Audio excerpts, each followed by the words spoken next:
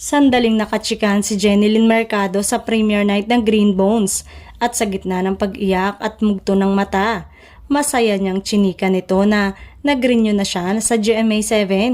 Oo naman, napermahan ko na yung kontrata, syempre kapuso pa rin naman ako, bulalas ni Jenilyn.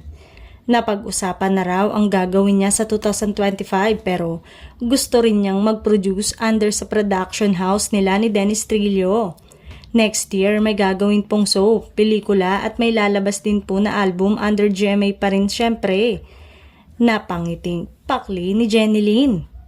Nagsimula na ring umarangkada ang kanilang Brightburn Entertainment at ang first production nila ay itong co-production nila sa Metro Manila Film Festival entry nilang Green Bones. Ito yung first co-prod ng kumpanya at napakaswerte namin na tinanggap kami ng GMA Pictures ni Miss Nessa, Miss Annette Gozon.